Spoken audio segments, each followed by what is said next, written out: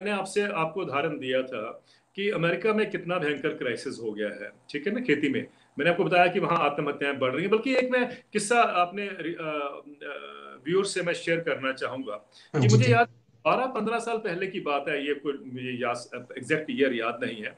मैंने New York times में एक खबर पढ़ी कि एक डेयरी फार्मर ने अमेरिका में आत्महत्या की। अब ये कोई आत्महत्या वहां पर डेयरी फार्मर्स की कोई कोई नई चीज नहीं थी, लेकिन जो चीज मैं कभी भूल नहीं पाया हूं वो था कि किस तरीके से किसान ने आत्महत्या की। उसके देखिए, जो अमेरिका का डेयरी फार्म है वो टेक्नोलॉजी रिच होता है, उसमें बिल्कुल टेक्नोलॉजी, सोफिस्टिकेटेड टेक्नोलॉजी का उपयोग होता है। जो उनकी गाय है, ब्रीड है, वो भी मिल्क कैटल्स जो हाई ब्रीड की होती हैं, जो जो हाई ब्रीड, जो मिल्क ब्रीड है वो उसमें उपयोग होती हैं। तो उसके पास सब कुछ था जो भारत के किसानों के लिए सपना होता है, और जो हमारी सरकारें चाहती हैं कि हमारे डेयरी फार्मर्स भी उसको, उस पैटर्न को फॉलो करें, उस डिजाइन को फॉलो करें। अब उस प्राइसेस लेकिन क्रैश कर गए, और prices over the period crash करते गए, नीचे आते गए। तो किसान ने आत्महत्या की। उसने पहले अपनी 51 गाय को गोली मारी। देखिए, 51 काउज ही शॉट फर्स्ट, तब उसने अपने आप को गोली मारी। इससे पता चलता है कि ये जो एग्रेरियन क्राइसिस अमेरिका में इतने दशकों से चल रहा था, जो हमारे देश में कभी आप लोगों ने देखा नहीं।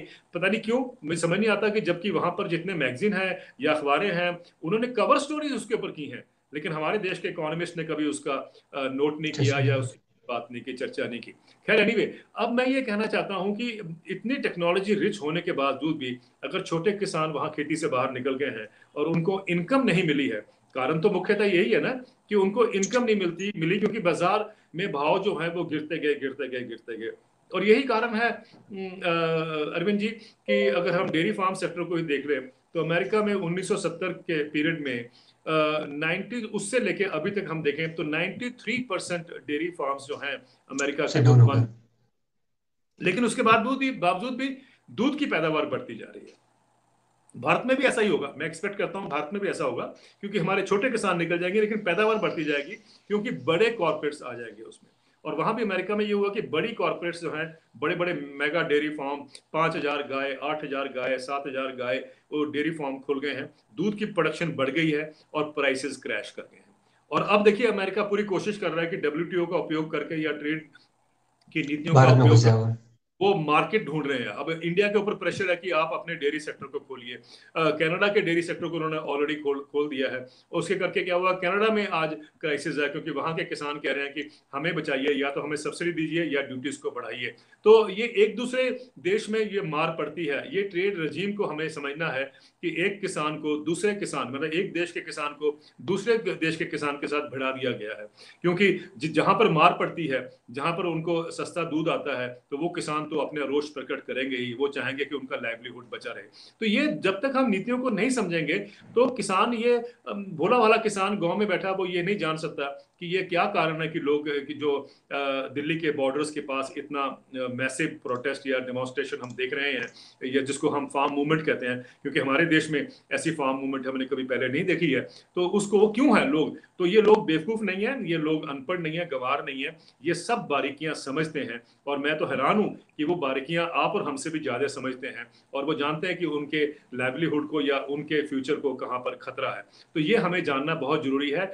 जो जो किसान आज तक जिनको एमएसपी नहीं मिला है या कम मिला है, जो देखते हैं, उनको समझना बहुत जरूरी है कि अगर एमएसपी ना होता जो पंजाब के किसानों को या हरियाणा के किसानों को, तो शायद वो भी, जो बाकी किसान हैं ईस्टर्न यूपी में, बिहार में, बाकी प्रदेशों में, उनके ही बराबर वो होते। तो हमें चाहिए ये अरविंद जी कि हम पंजाब को बिहार बिहार के मुकाबले में मत लेके जाएं, बल्कि बिहार को हम पंजाब के मुकाबले में लेके लाएं। हम चाहते हैं कि बिहार का किसान, जहां पर कि एपीएमसी नहीं है, एमएसपी नहीं मिलता है, वो भी पंजाब के लेवल पर आए। और वो लेवल पे तभी आ सकता है जब वहां पर भी एपीएमसी का जाल बिछे और रेगुलेट हो। चाहे प्राइवेट मंडियां आए, लेकिन रेगुलेशन उनको भी वही फॉलो करना चाहिए जो जो पब्लिक सेक्टर में आता है, तभी कंपटीशन होता है।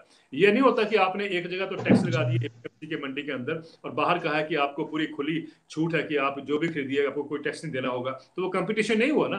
कंपटीशन तो इक्वल उसमें होता है जो लेवल पे होता है। तो अगर हम पंजाब में कह रहे हैं कि मंडियां जो हैं उसके अंदर हमने टच नहीं किया एपीएमसी मंडियों को, वो तो वैसे ही ऑपरेट करेंगे। रहेगी, यानी जितना भी टैक्स देना है किसान ट्रेडर को, किसानों के जब खरीदते हैं तो वो देंगे। लेकिन बाहर आप कहें कि नहीं, ट्रेड को कोई टैक्स नहीं देना है एपीएमसी के मंडी के बाहर, तो ऑब्वियसली एपीएमसी मंडियां आस्ते आस्ते खत्म होती जाएंगी, और यही किसानों को डर है। मध्य प्रदेश में तो शुरू हो गया ना, तकरीबन 47 मंडी तो ऑलरेडी बंद हो चुकी है मध्य प्रदेश में, और तकरीबन 200 मंडियों का टर्नओवर जो है वो बहुत ज्यादा कम हो एकदम गया।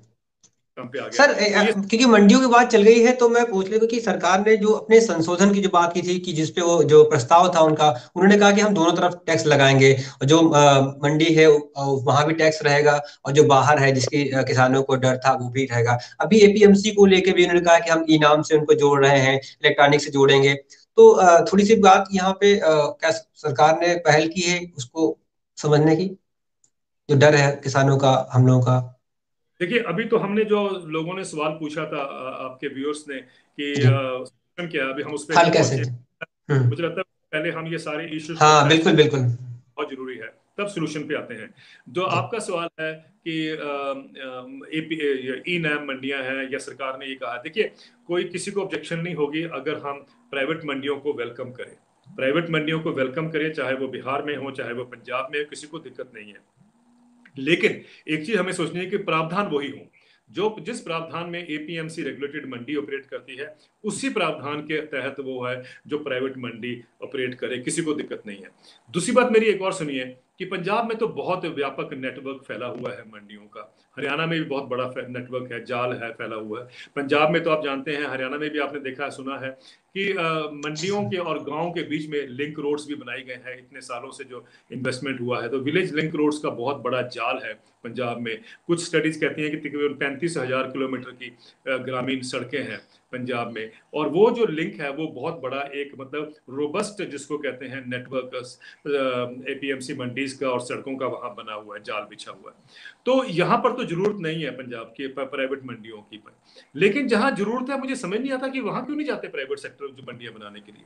क्यों नहीं बिहार में आज, जब 2006 में एपीएमसी एक्ट को उन्होंने उठा के फेंक दिया था, तो तब से लेकर अभी तक प्राइवेट मंडियां क्यों नहीं गई वहां बिहार में, मुझे समझ नहीं आता। देश के